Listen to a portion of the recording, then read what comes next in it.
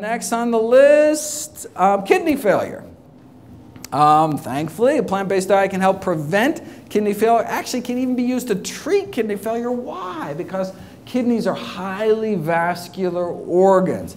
In fact, that's why they're so red when you cut them open. And so, if the standard American diet is so toxic to blood vessels in our heart, brains, and pelvis, leading to heart attacks, strokes, and sexual dysfunction, respectively, what might it be doing to our poor kidneys?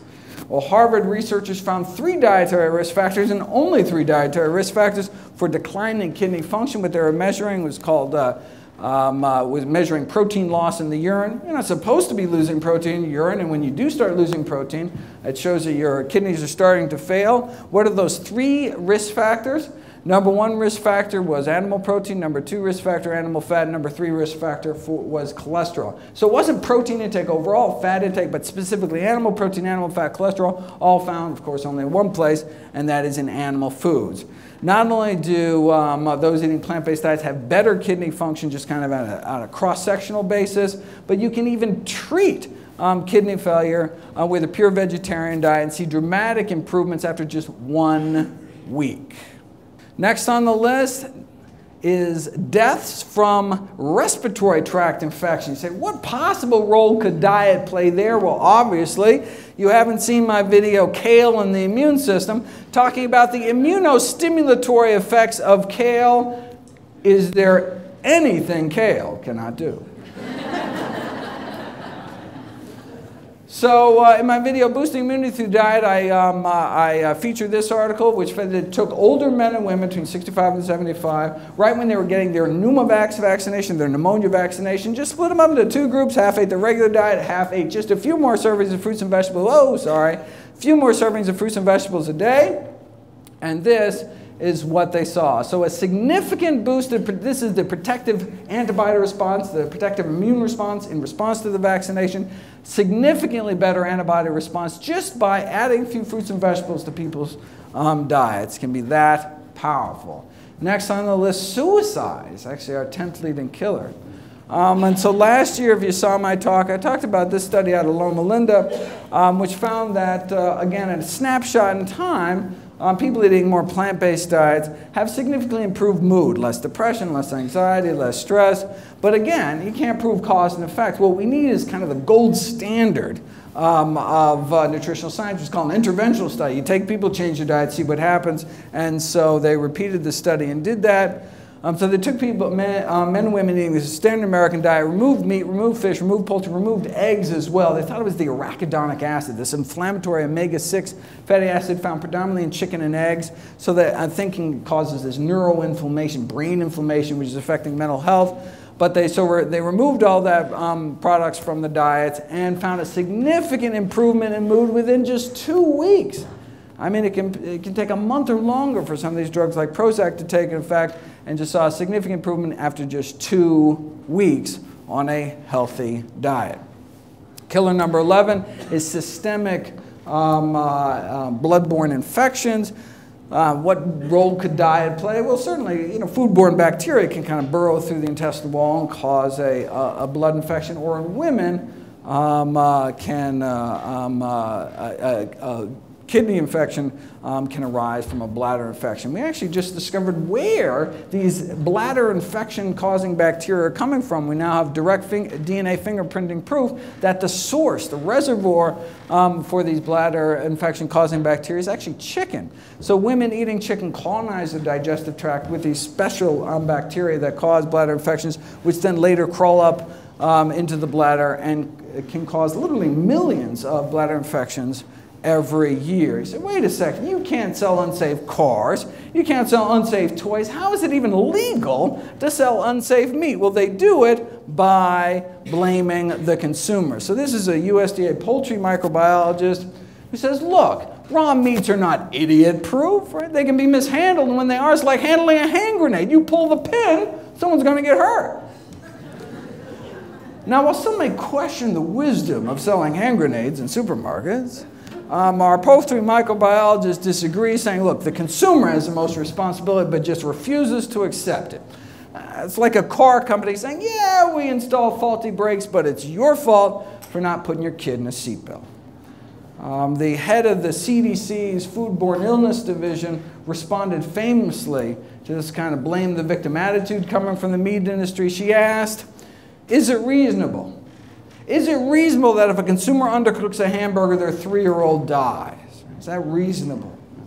Not to worry, the meat industry's on it. They just got FDA approval for a bacteria-eating virus to spray on the meat. These so-called bacteriophages attack the like E. coli and Salmonella. Now, there's been concerns expressed that these bacteria-eating viruses may swap toxin genes between bacteria, especially consider the difficulties of preventing large numbers of these viruses from being released into the environment from the slaughter plants. It could also allow the meat industry to become even more complacent about food safety, kind of the quick fix argument about irradiation. You know, who cares how much fecal matter is in the meat if you can just kind of blast it with enough radiation at the end to effectively sterilize it, right? Now, the industry is concerned about consumer acceptance of these bacteria-eating viruses. May present somewhat of a challenge, so of course they're not going to label it or anything, but if they think that's going to be a challenge, check out their other bright idea. Yes, indeed, the effect of extracted housefly pupae on pork preservation, a sciencey way of saying they want to smear a maggot mixture on the meat. Wait, it's a low cost, and so think about it. All right, look, maggots live off of rotting flesh. At the same time, however, there have been no reports of maggots having any serious diseases. So hey, they must be filled with some kind of antibacteria, something, right? Okay, so let's take some maggots, grow them 3 days old, wash them off, towel them off, a little Vitamix action, and voila! Safer meat.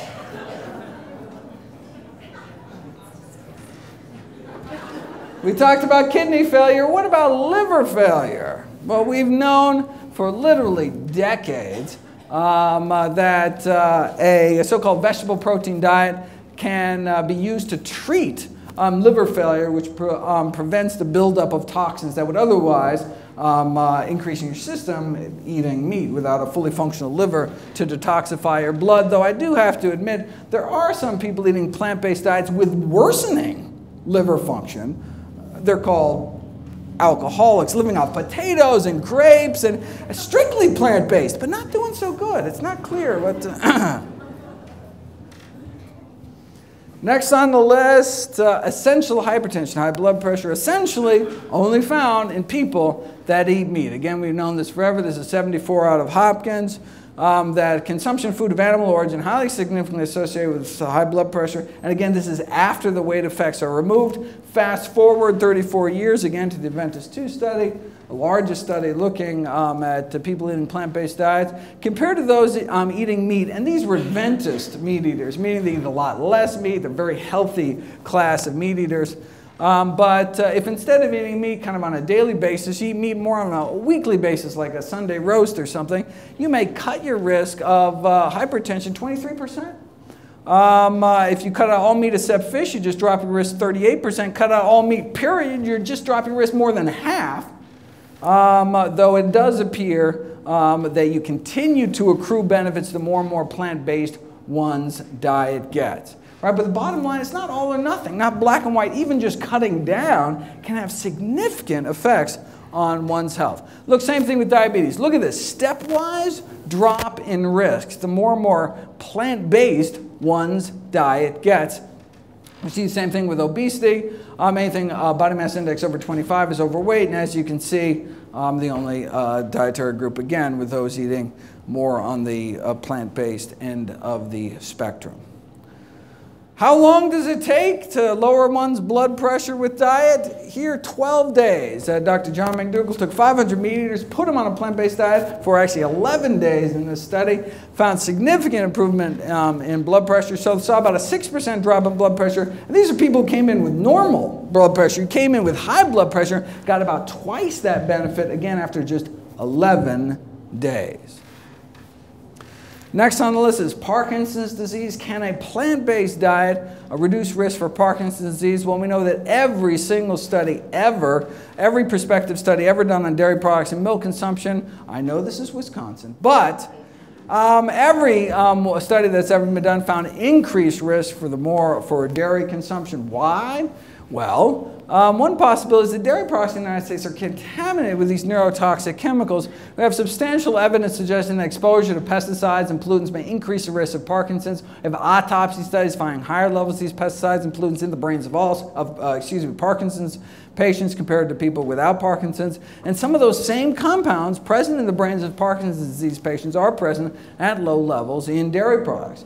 And they're talking about compounds like tetrahydroisoquinoline, which is Parkinsonism-related compound found particularly in cheese, actually. But even the levels in cheese are not very high. It's just that the concern is that these neurotoxins may accumulate in the brain over long periods, giving a whole new meaning to the term cheesehead. Couldn't resist.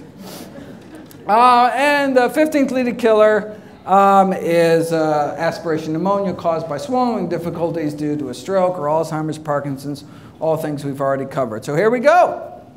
Top 15 killers in the United States, and a plant-based diet can help prevent nearly all of them. It can be used to treat more than half of them and even reverse the progression of disease in some cases for some of them, including our top 3 killers. Right?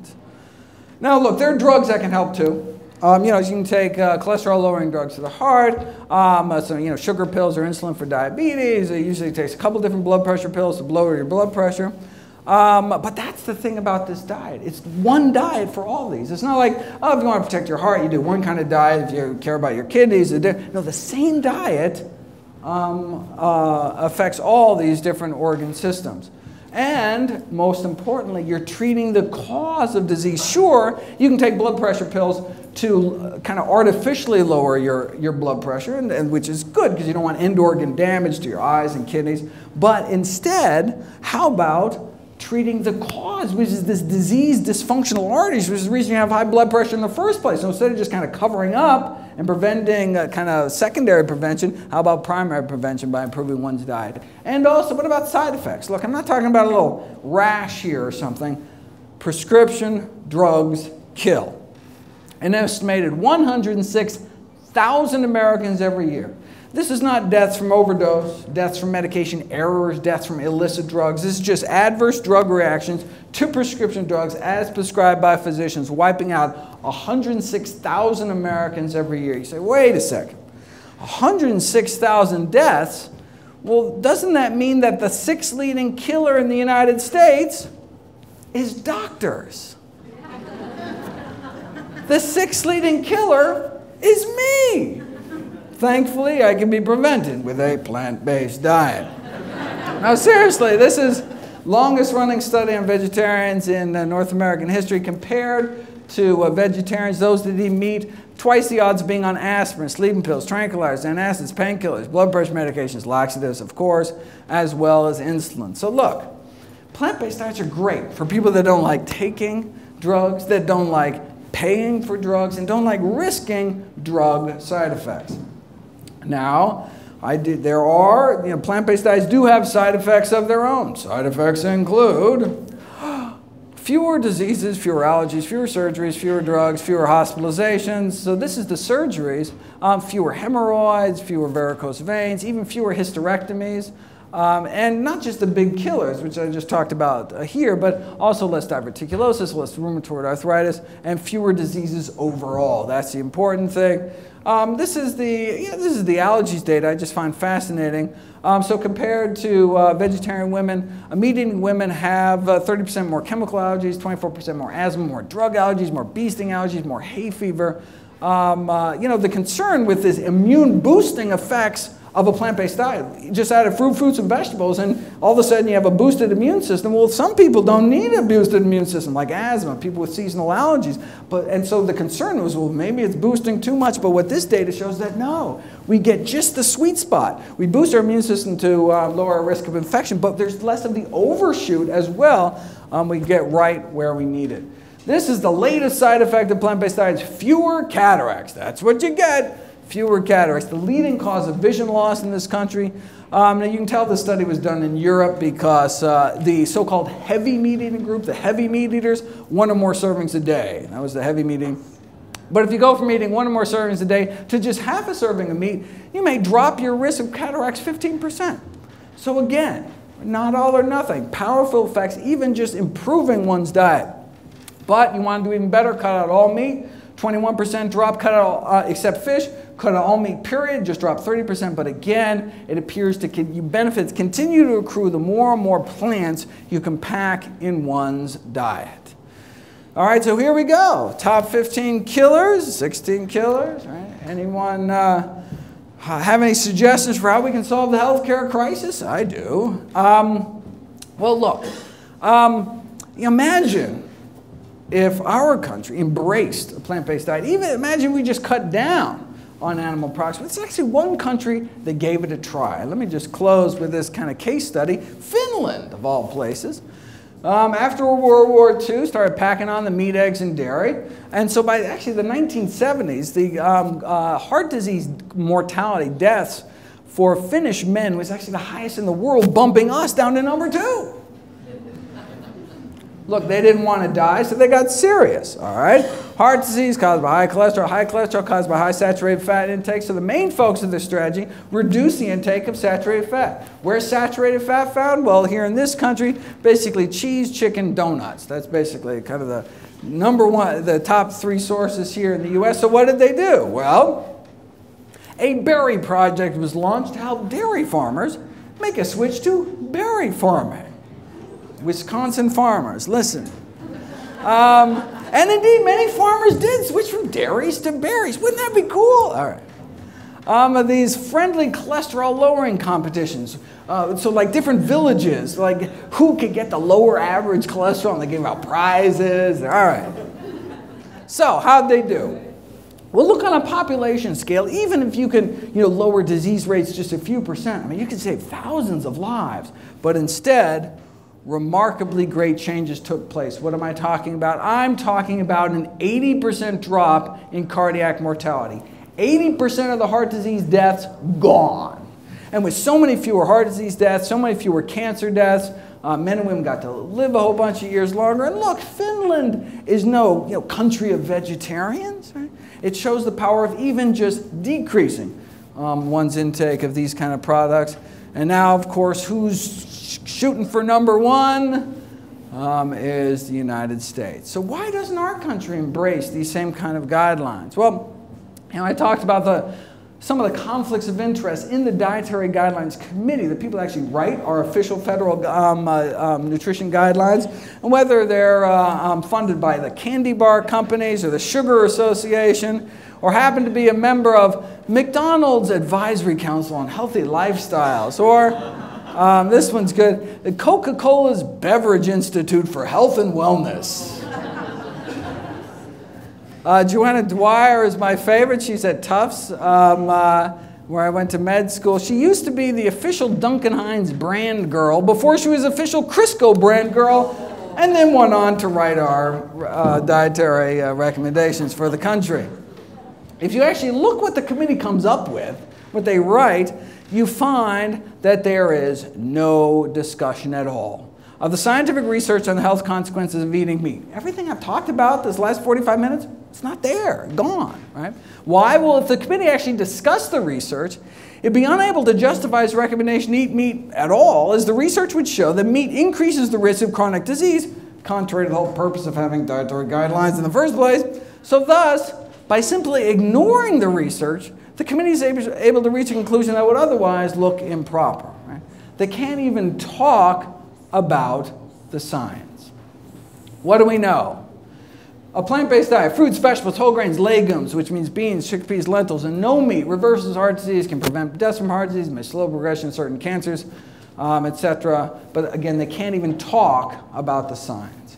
And if I could just wrap up U.S. nutrition policy, it would be in this cartoon, which said, look, the new dietary guidelines have been released. They tell us to eat healthier, but not so healthy as to noticeably affect any corporate profits.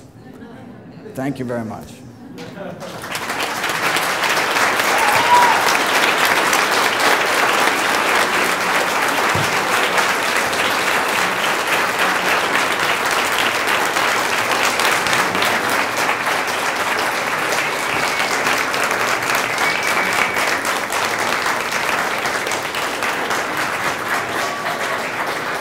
If anyone would like to share what you saw today, in fact, an extended version, I only was able to give 45, so the kind of the hour-long version, I have it on DVD for $10 in the other room, and I'll be around for half an hour answering questions at the table. All proceeds of all my books, DVDs, speaking engagements, all goes to charity, of course, and all my work is available free at nutritionfacts.org. Please check it out. Thanks again.